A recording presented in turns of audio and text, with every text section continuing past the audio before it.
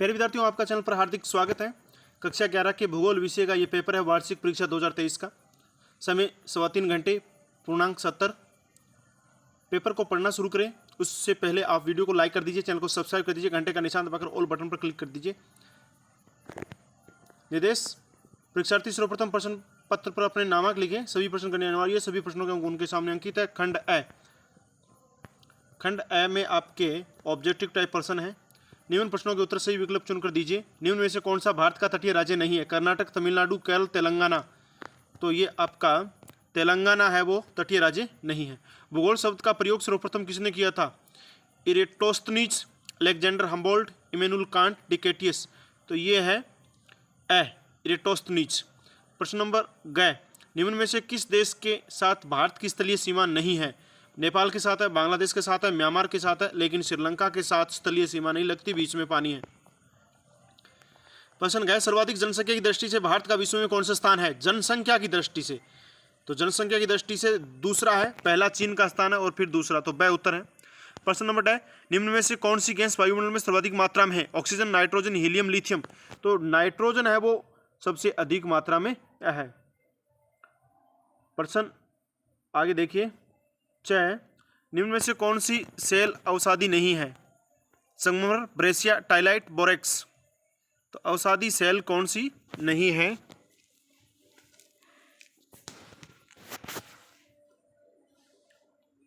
ये ध्यान में नहीं है। झेलम नदी किसकी सहायक नदी है? गंगा की, यमुना की, सिंधु की, ब्रह्मपुत्र की। तो ये सिंधु की सहायक नदी है। और निम्न में से किसके द्वारा प्रादेशिक भूगोल का विकास किया गया? Arthur Holmes, Carl Ritter, Edwin. तो ये नाम है हबल, एडविन हबल से।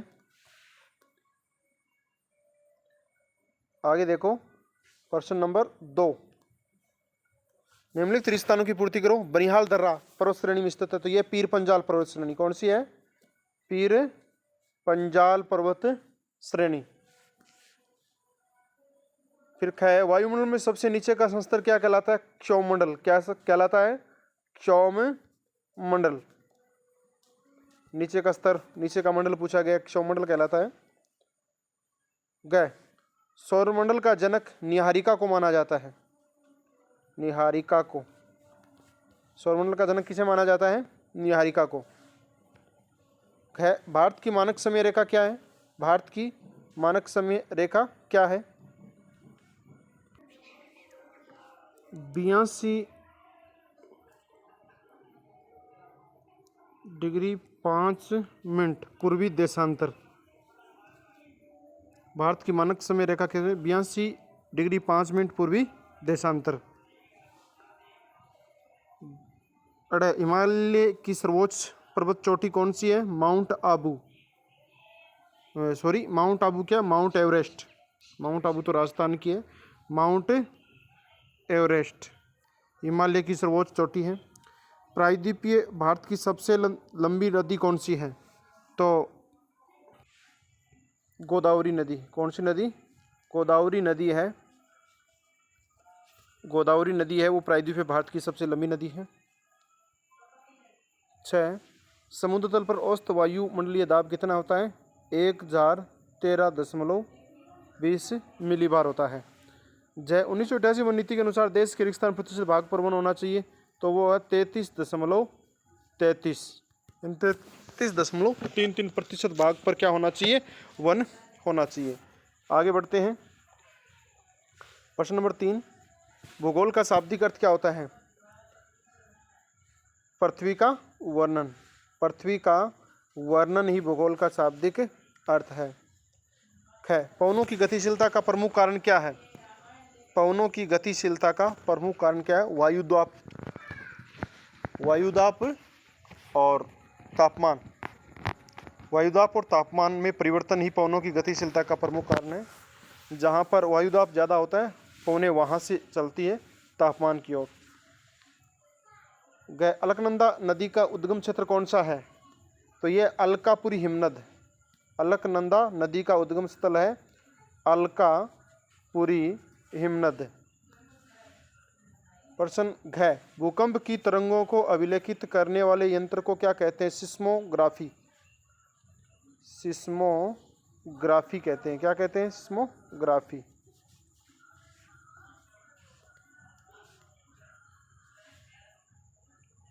अरे महाद्वीपीय विस्थापन सिद्धांत किसने दिया था? तो ये दिया था अल्फ्रेड वेगनर ने। अल्फ्रेड वेगनर ने ये सिद्धांत दिया था।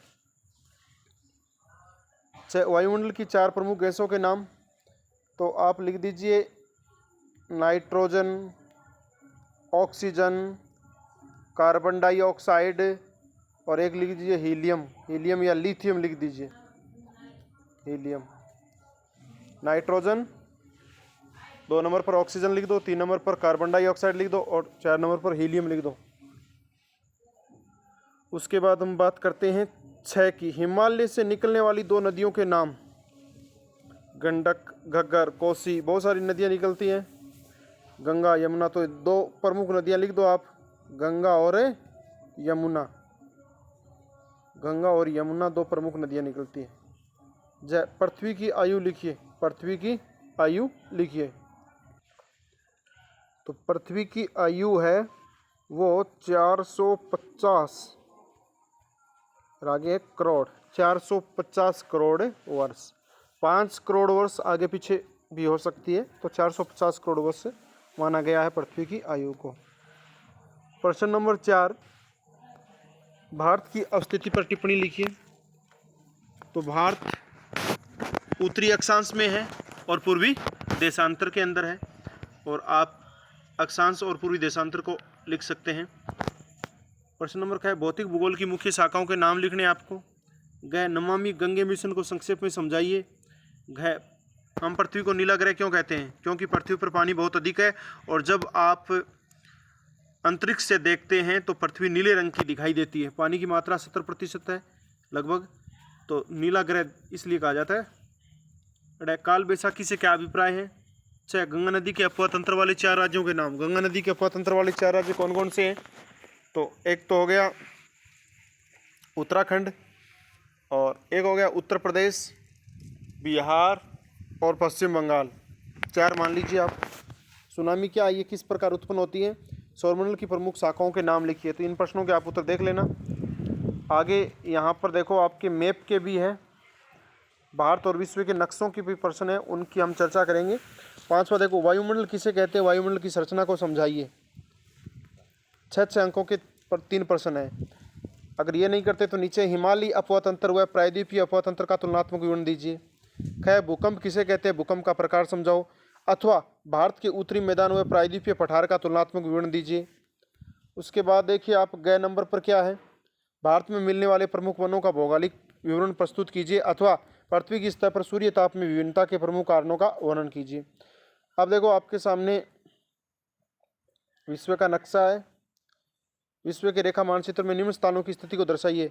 प्रशांत महासागर, ग्रीनलैंड, यूरोप महाद्वीप, अरब सागर, भूमध्य रेखा और हिंद महासागर।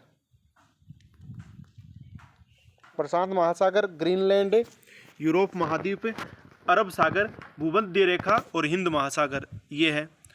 तो हम चलते हैं विश्व के नक्शे के अंदर इनको समझने के लिए। नीचे भारत का नक्शा फिर समझेंगे, पहले विश्व के नक्शे को समझते हैं। आपके सामने विश्व का नक्शा आ चुका है।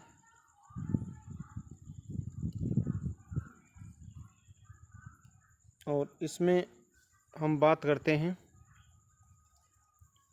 ये ग्रीनलैंड है, ये यूरोप है, ये प्रशांत महासागर है इधर और इधर, यहाँ पर हिंद महासागर है, यहाँ पर अरब सागर है, ये भूमध्य रेखा है।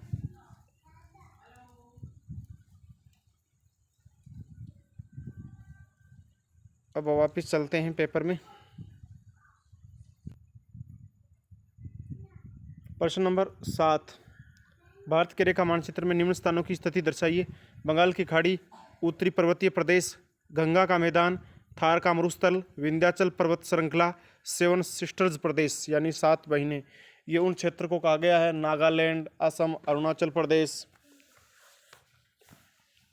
असम नहीं है, अरुणाचल प्रदेश, मिजोरम, मणिपुर, तो अब इनके लिए हम भारत के नक्शे में चलते हैं।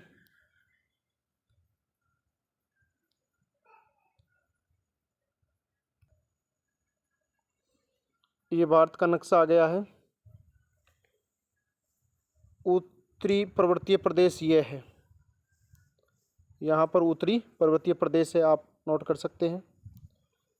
और सेवन सिस्टर के अंदर जो अंत में था सेवन सिस्टर, अरुणाचल प्रदेश 1, नागालैंड 2, मणिपुर 3, मिजोरम 4, त्रिपुरा 5, अच्छा असम भी इसमें शामिल है 6, मेघालय 7। ये सातों मिलकर सेवन सिस्टर के नाम से जानी जाती है। तो ये सेवन सिस्टर हो गया, यहाँ पर सेवन सिस्टर दर्शा दीजिए। फिर आपसे पूछा है गंगा का मैदान।